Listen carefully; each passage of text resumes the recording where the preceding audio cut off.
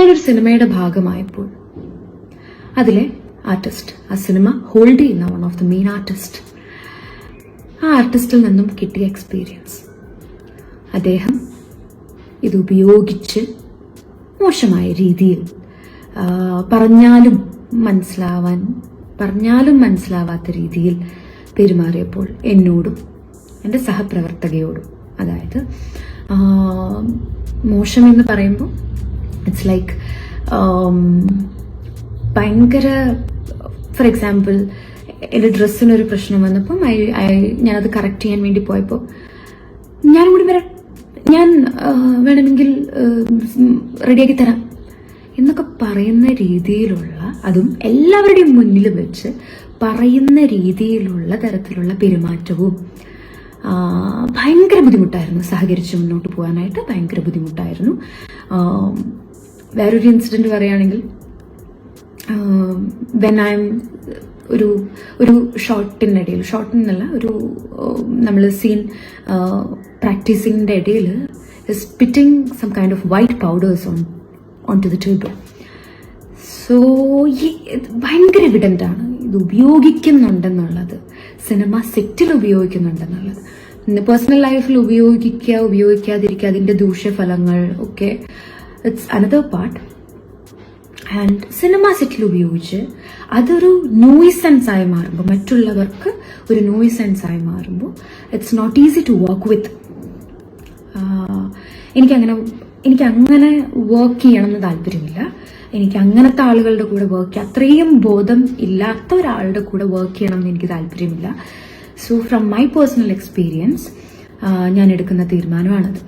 And ഈ uncomfortable ആയത് സെറ്റിൽ എല്ലാവരും അറിയുകയും ഡയറക്ടർ പോയി സംസാരിക്കുകയും എല്ലാവരും മെയിൻ ആർട്ടിസ്റ്റായിട്ട് സെലക്ട് ചെയ്ത് അവർക്ക് എങ്ങനെയെങ്കിലും ആ സിനിമ തീർക്കണമല്ലോ, ആ ഒരു നിസ്സഹായാവസ്ഥയും കൂടെ ഞാൻ കണ്ടിട്ടുണ്ടായിരുന്നു. അദ്ദേഹത്തെ വച്ച് ആ സിനിമ തീർക്കേണ്ടി വരുന്ന ഒരു നിസ്സഹായാവസ്ഥയും കൂടെ എല്ലാവരുടെയും, ആ ഡയറക്ടറിന്റെയും ടീമിന്റെയും എല്ലാവരും എനിക്ക് ഭയങ്കര അൺകംഫർട്ടബിൾ ആകുമ്പോൾ എല്ലാവരും പ്ലീസ് പ്ലീസ് പ്ലീസ് എന്ന് പറഞ്ഞിട്ട് എന്നെ കംഫർട്ട് ആക്കിയത് കൊണ്ട് മാത്രമാണ് ഞാൻ അതിന് മുന്നോട്ട് പോയത്.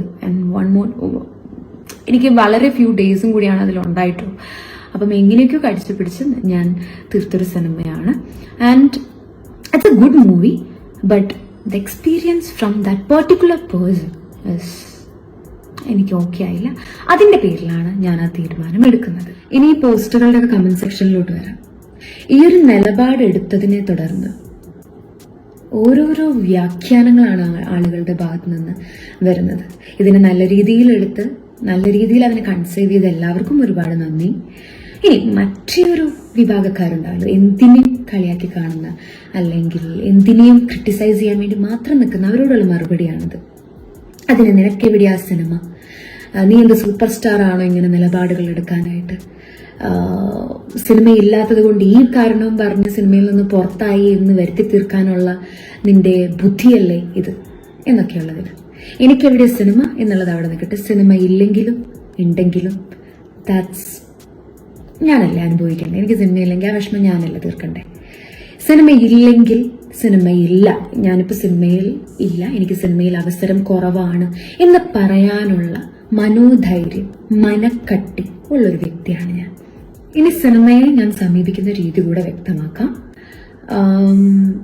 സിനിമയാണ് എൻ്റെ ജീവിതം, സിനിമ ഇല്ലെങ്കിൽ എനിക്കൊരു ലൈഫില്ല എന്ന് കരുതുന്ന ഒരു മൈൻഡ് സെറ്റ് അല്ല എനിക്ക്. സിനിമ എൻ്റെ ജീവിതത്തിൻ്റെ ഒരു ഭാഗം മാത്രമാണ്. എനിക്ക് അതിൽ പണിയെടുക്കാൻ ഇഷ്ടമാണ്. I love cinema, I love acting. And എവിടെ നിന്നാണ് ഞാൻ വന്നതെന്നും എവിടെ എത്തി നിൽക്കുന്നതെന്നും ഇനി മുന്നോട്ട് എങ്ങനെ പോകണമെന്നും വ്യക്തമായ ധാരണയുള്ള ഒരു വ്യക്തിയാണ് ഞാൻ. എൻ്റെ ജേർണി ഓൾമോസ്റ്റ് എന്നെ ഫോളോ ചെയ്യുന്നവർക്കും എൻ്റെ ഒരു ജേർണി അറിയാവുന്നവർക്കും അറിയാലോ. അവസരങ്ങൾ കൂടെ അതൊരു പ്രധാന ഭാഗമാണ്. അവസരങ്ങൾ കൂടെ കിട്ടുക എന്നുള്ളത് അതിലൊരു പ്രധാന ഭാഗമാണ്.